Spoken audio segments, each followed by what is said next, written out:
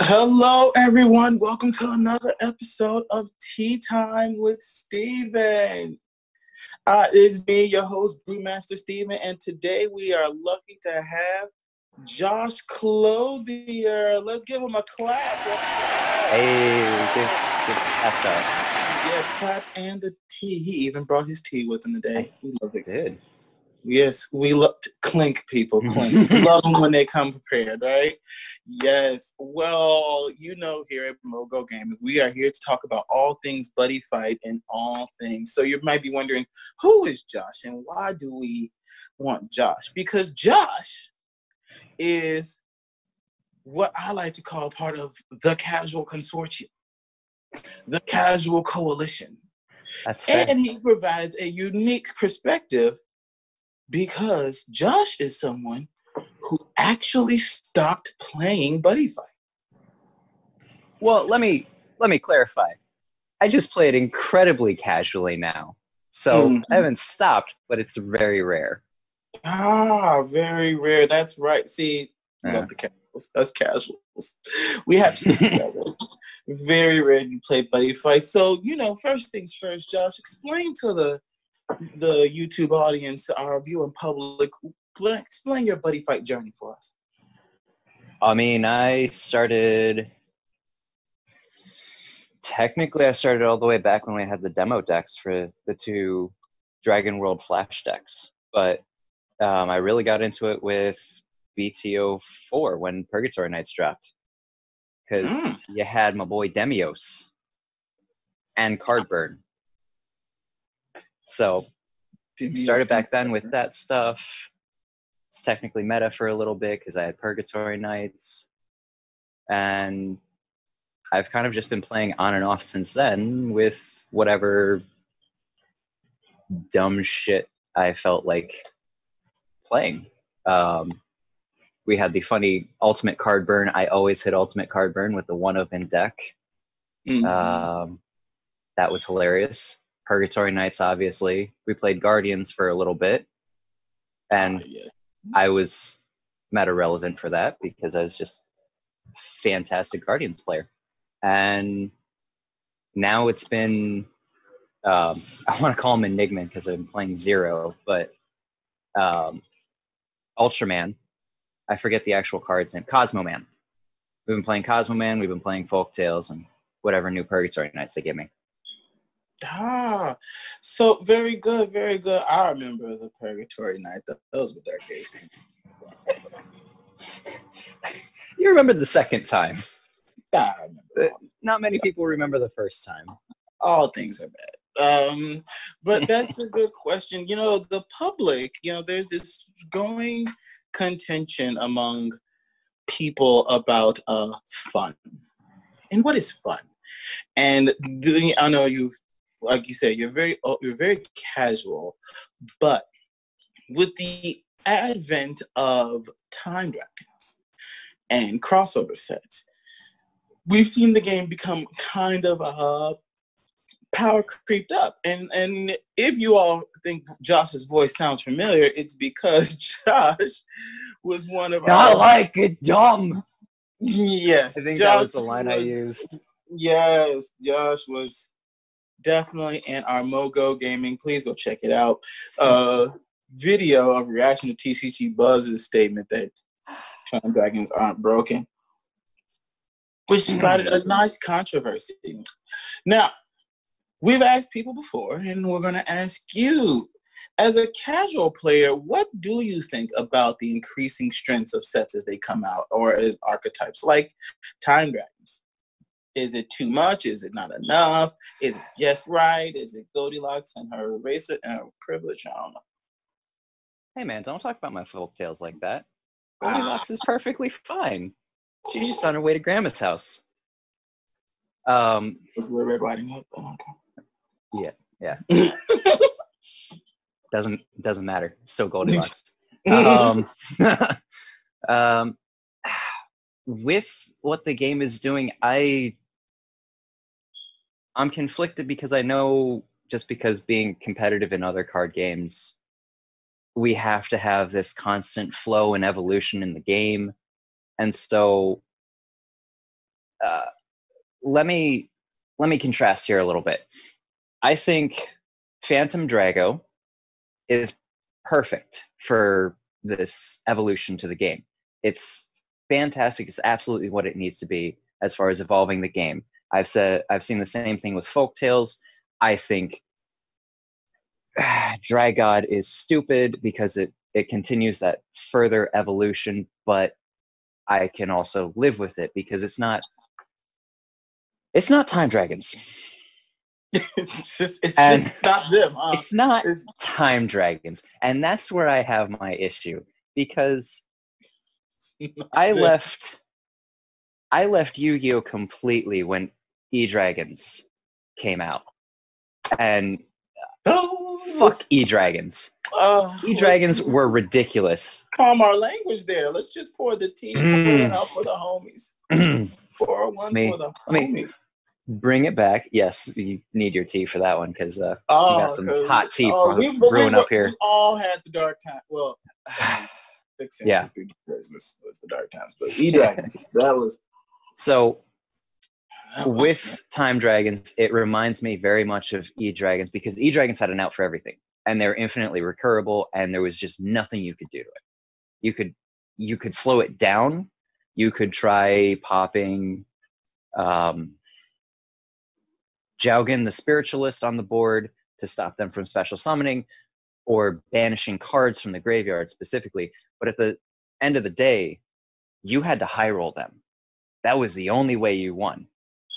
Or you had to play E-Dragons or high roll them with a Prophecy deck. That was it. And that's what you have to do with Time Dragons. And I won't say it's a tier 0 deck just because of how Buddyfight works. You can still do stuff, and Phantom Dragos do a good job of actually curbing what Time Dragons want to do just by forcing them to continuously put stuff under or put gifts down. But I mean, that's a defensive option that really doesn't become a defensive option until you've actually stalled them out for a while. With Time Dragons, it's just a nonstop flow. They continue having the resources, they continue pushing, and you don't get responses to their stuff. So,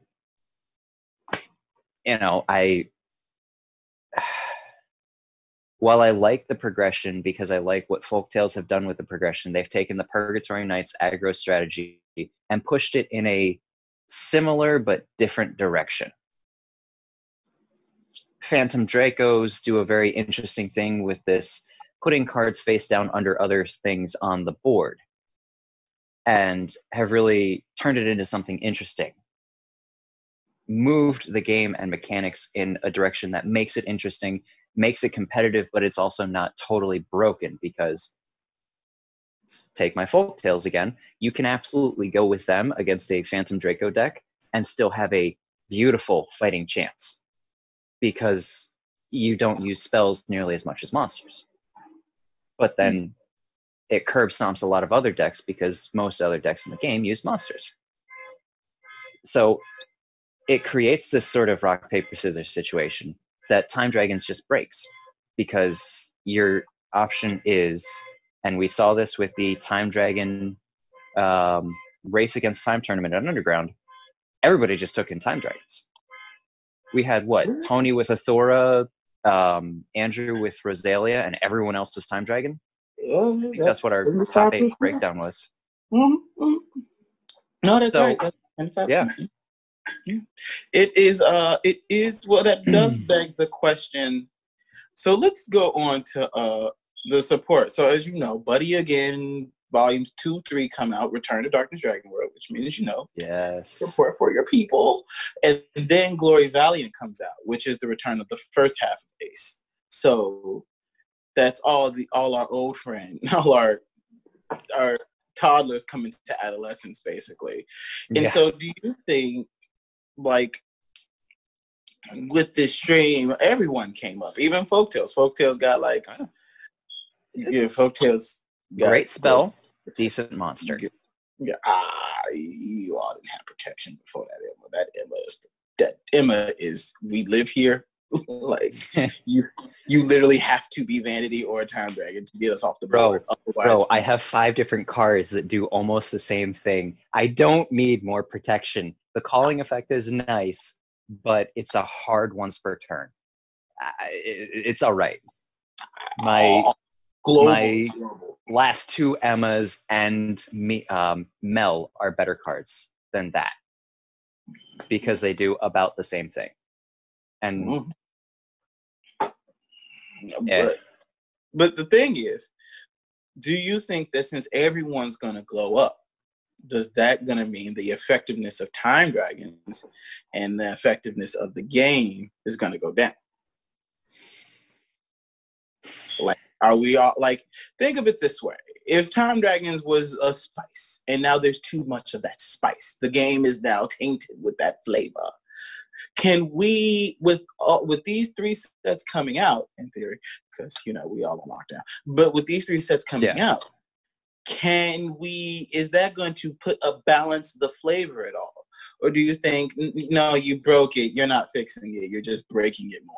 Like, if we want to go with the cooking analogy, sure. I think there's too much spice in it. I think it's going to take a serious amount of diluting to actually bring that spice down and make it a palatable meal to enjoy. We've oversalted the tuna salad, if we want to go that way. Because if you've ever had that, you know what oversalted tuna salad is. And we're talking somebody put a whole pack of salt in tuna salad here. It's too much. I don't usually like recommending banning cards because it seems like an extreme option, and I'm not even a fan of limiting stuff, but it feels like, just because it feels so similar to elemental dragons, that the response kind of has to be the same, where we have to ban or limit the cards that actually go, your turn? You don't get responses to any of my attacks. If we had a deck in the game that was working on a non-counter response timing, like what 5th Omnis had, sure, that would be interesting. And I would say if more decks had access to that kind of an effect, outside of 5th Omni Drum being an Omni Lord,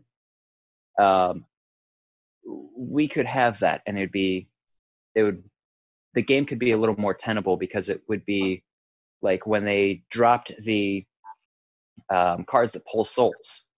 Like, I just remember the Guardians one, whose name I can't even remember. She's the little Hero World chick. But in that same time frame, they also dropped a card that said, you can't pull souls from me. I think it was one of the Athora cards. So it was frustrating because we had these responses, and then they immediately nerfed those responses. Exactly. And it gets a little circulatory at that point. But if we had something like that, where we could go, oh, I take damage, let me respond by doing, I don't know, deck-specific thing to your field, it would work a little bit better. But because we don't have that, it makes it harder to say that we can just do that, because we don't have that. That's a fair. I think that's a fair outlook. I think we have had this. There is and it's funny to hear you say that, because on the other side, from the competitive spectrum, it's like generics cards have become these very weird Yu-Gi-Oh! Agreed. Hand. Yeah. They have become these Yu-Gi-Oh! Hand traps, where it's now everyone will have an answer. It's everyone, like, there are answers available. For example, that thing that's coming out called Grace of the Sun Deity, where it says, this lives here now. So I don't know what you think is going to happen, but unless you hit it, it's staying. It stays on the board. Have a good day. And then some people are like, okay, why? Some deck, like, it's for everyone. Everyone, all the lower tier decks do that. But then there's the analogy like, oh yeah, but that's like giving a tax break to the wealthy. Like, do you I was gonna understand say, yeah, like the rich get richer though? Like D Dragons, why did Disturbed Hand need I live here now? Why did he need that? Like, you've just given the rich more riches. It's like, why does he get a stimulus check? He ain't suffering. He ain't out here starving like us.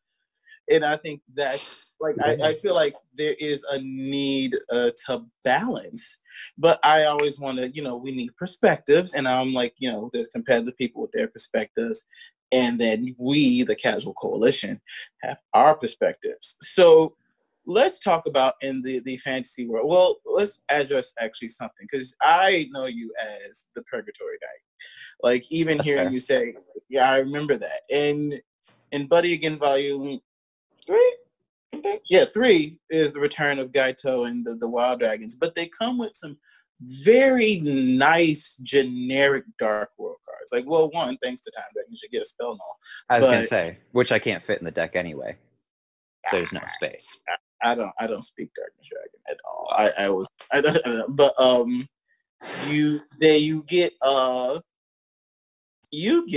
what I think is the grossest set spell I've ever seen, which is like, what, a hunter carrier, hunter's prey, or something like that. Where is that the one where it's for the technically for black dragons, but it's just you can't respond when I attack your monsters, and I gain you cannot use gauge in a life. Yeah, but I think that's the Black Dragon specific. But I think for everyone, it's like you cannot use counter when we swing. I'm like, yeah, it has to be on a monster, to be fair. So it's just an older Black Dragon spell. You just don't have to cast card from hand, pay cost. You can't respond when I attack your monsters now.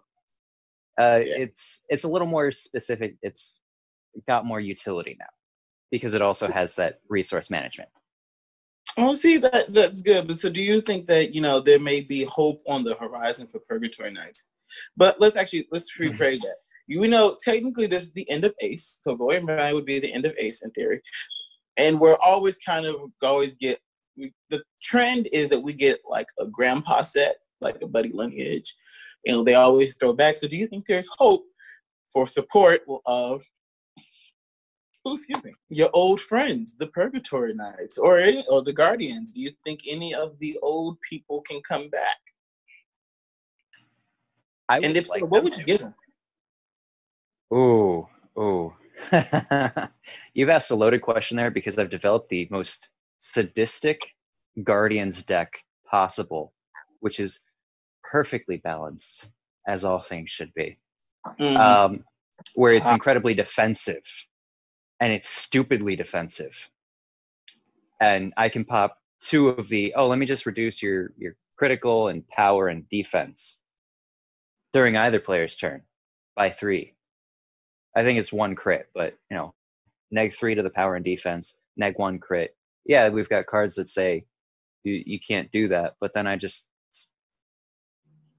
drop Guru and increase his defense to 8. You were at 8, now you're not. Sucks to be you, bitch. But with that, just because that's the one I use for all my testing, I thought of that immediately. With Purgatory Knights, what could I do to what could I wish for with Purgatory Knights? Because we're getting an Iris Lilac already for Purgatory Knights, or Darkness Dragon World and Star Dragon World. I think you just have to have like Abigail and Jack on the board to do some stupid. No, the go look at for the future. Yeah, look at the gauge. Add 1 card to your hand. I was gonna say I think you can just do that forever, because we've talked to Andrew and he is like, no, we all. Everyone loves for the future. Like, he and I were talking about that in testing, because he was testing his Black Dragons, I was testing Purgatory Knights, and I tried it out, and Purgatory Knights just proxying. I'm like, the things that I can do with it. It's so funny, because I forget what you get to do if you have the Abigail or Jack, but I was like, everyone who can have for Katana World, well, only Electro Deity has it. It's Karga, well, I think it's Welcome Festival, actually, where, you know, you check 3 to the gauge and you just get to look at it. And then Imperial Core got one. It's like, you know, the Lost World Consortium. Right. The Lost World Consortium, we love those. Like, oh, no, we're just going to blind gauge now, pick it all up. Ah, there's the flag. Yeah. We're good. So I'm like, oh, you just gave 2 worlds that option, not even just subsets in worlds. No, the world has the entirety of 2 worlds. Yeah. Yeah, the entirety of 2 worlds has the option. So bless. It might actually be 4 different flags that have that option, because I don't remember the typing on For the Future, but it might be a dragon. Black Dragon, Astro Dragon, or just Dragon in general, and then that way you can pop it into Ein, and that creates a whole new world of possibilities for the old Purgatory Ein. Yeah, love it. When I was gonna say, if you read the Buddy Legends where they actually did that, that was hilarious. Yeah. But so I guess, you know, last question, because we always got to ask everyone from the casual perspective and from the competitive perspective, no matter who you are, we're always thinking, what's going to be the next big thing? What's going to be the next big meta? And for you, I want to see what 2 sets, because you've seen Glory Valiant, because you know about that folktale-ness. You've seen Glory Valiant. What do you think post Glory Valiant, if we get singles again, will be the next it will be the top 2 decks of the format post Glory Valiant? When Time Dragons gets to come back in, the crossover sets, well, we didn't get any of the new ones, but all of the Buddy 2s and the Buddy 3s, and now Glory Valiant, everyone will be glowing up, and Time Dragons are going to be walking in too. Yeah. It's going to be a crowded building, because before it was just them at the table, but now we all eating today. So, and, you know, Lost World. But, well, Time Dragons come out. It's so weird. But what do you think will be the top 2 decks in the meta post the Glory Valiant? I mean, I'm going to have to go with the easy answer. I think Time Dragons aren't going to lose their seat that easily. Even with all the stuff that's happening, it's still really hard to watch your opponent go, oh, I'm going to just attack you for, what is it, like 15, 20 crit in 1 turn? Oh, and you can't respond to any of these? You're still going to have a hard time beating that. I was going to say, which is so funny to me, because I'm like, I literally came up with 3 cards. So I was like, wait, what do you mean? Because 20, I was like, oh, well, that's their new size 20 that becomes a 0 if you're on Overgod 0. And that's 20 damage when it's done swinging, when it's done doing all of this stuff. Overgod 0 is a finite 12. Like, the second I pitch the second I Persona Blast, you take 12. That's just put just hit the Yu-Gi-Oh buzzer sound. Yeah, hit 0. And then there's the flag before Overgod 0, where it's, you know, increments of Dios, Muda Buddha Buddha. So I was like, yeah, how are you playing? Which kill switch are we clicking here?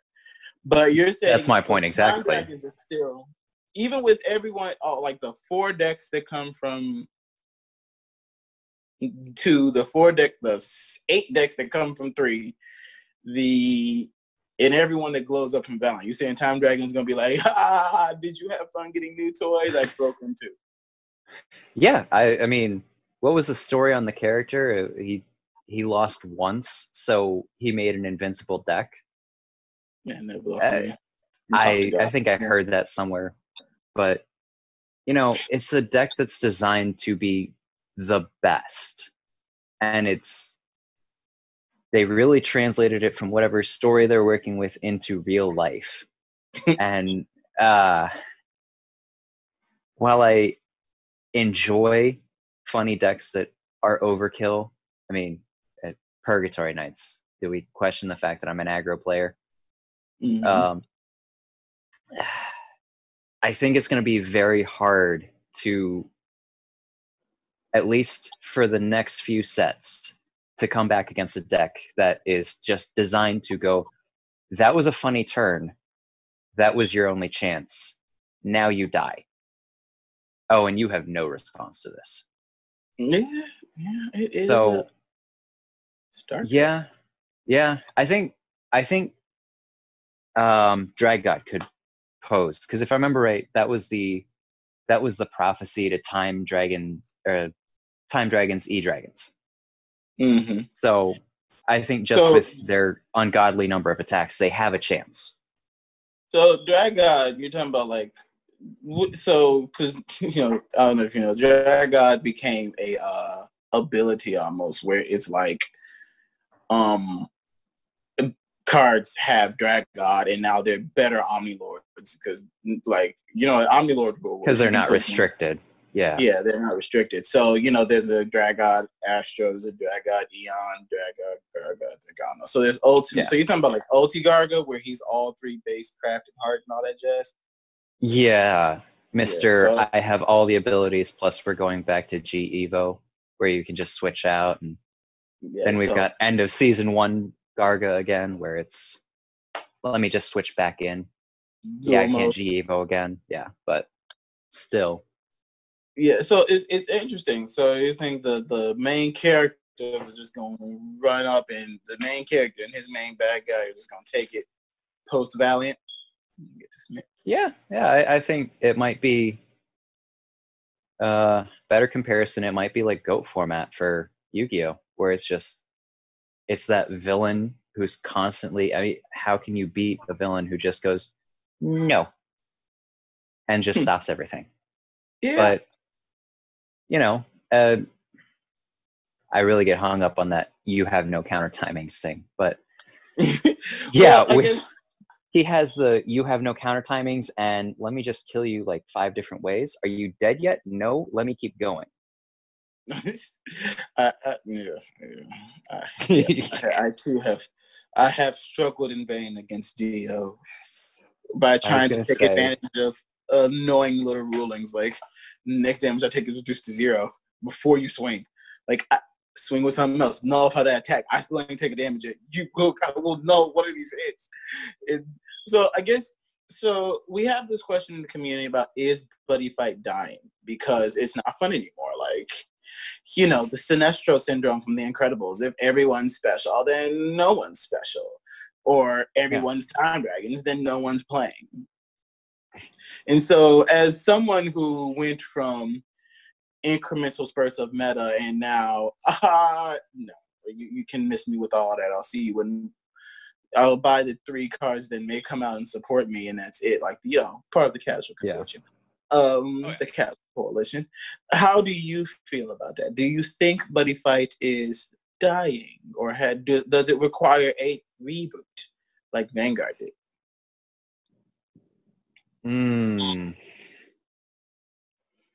See, I don't like that idea just on the principle of it. I didn't like the reboot idea for Vanguard story-wise. It would have made sense if they at least supported it with the end of G, they reset everything. And that's why now, Ryuzu isn't a actual villain. He's just a joke. But he didn't get funding. There was only one guy who wanted to fund him, and it was for revenge. He was poor. I think. No, yeah. I think. And now we don't get Dio Senpai. Poverty. I think. No, so yeah, keep going. So, but because I was going to say, I can't complain about that reboot. It brought more Kumo from the darkness. God, yeah. Yeah, I didn't know we were there, but let's stick to the Buddyfight. Buddyfight. Yeah, absolutely. You're not a fan. I wouldn't be a fan of that story-wise. I'd be a fan of it game-wise because I got to see the game realized in Vanguard in a way that the original series couldn't really do, and then I'm getting to see contrasted by playing Vanguard Zero right now. And with Buddyfight, I was really happy with the original story. Like season 1 and 2, I had complaints about the mid-season and season 2, but I mean, as much as I was irritated by Gao sitting there and being the little, I can't play the game anymore. We got to see some great characterization from the other characters. And so game-wise, I think we could see a lot of more interesting stuff. It wouldn't just be, oh, I attack with Drum Bunker Dragon. He has double attack and Soul Guard. Cool. I think we could see probably a legitimate G-Evo style from Jackknife Dragon with his own thing. He might just start out as Star Dragon World if we do a reboot that way. But but the thing is, like, people saying it's dying because there's no fun in playing this anymore because all time exist. And so if we like put all that over there, we can all have fun. Yeah. Oh, we could. Like I said, I don't like this idea, but why don't we just ban time dragons and ban the flags themselves? Burn the bad one, and then we can have all the fun in the world. I think absolutely we could have an interesting game if we rebooted the whole game, and that might solve the time dragon problem. And the reboot just does to time dragons what they did to Chrono Fang, and just relegates him to, oh, he was a villain for all of one episode. Yeah. But he gets one good fight and then he's done. But with that, I think a problem would come about with balancing the game. I think we'd have a problem where we run into the same problem Standard does in Vanguard, where it's boring. It would be the same issue of the game as boring, just in a different form. Because if you don't establish each deck, which they did try to do in Buddyfight very early on, where each deck has its own unique mechanic. And I think we could run a very large risk of doing or not doing that with Buddyfight if we rebooted it. And that would, if it wasn't already dead, it would be with that. So yeah. Interesting. You kind of need to high roll gambit with it. We sip to that now. We sip to that. Yeah, it is interesting. Well, you know what, Josh? Thank you for coming and giving us your opinion as a member of the Casual Coalition. I know it's hard for us out here. They all mad that we won't buy the $28,000 deck, so we won't pay our mortgage to buy their one-off XR printed bazillion rares. I know they all in their feelings, and I feel sorry for them too, because I'm not about that life. But it's important, people, Mogulites, to see the world from all the sides. You know, what's fun to you may not be fun to me. You may like cutting off my sense of time, but, you know, waking up and finding I'm dead is just never how I want to go. But that is how we're doing. So thank you once again. Thank you, Josh. Give a round of applause. Ever eloquent, always good, Mr. Clothier. I'm saying right. It'll be edited in post. But I was going to say, nobody's ever said it right, so. So, guys, you know, what do you think? Is Buddyfight dead? Is the meta going to be just Time Dragons? Is Time Dragons going to see everyone and go, that was cute, but I'm still me? Will there be hope on the future for Buddyfight? What do you think? And, you know, since it's YouTube, like, comment, and subscribe. Catch you on the next one. And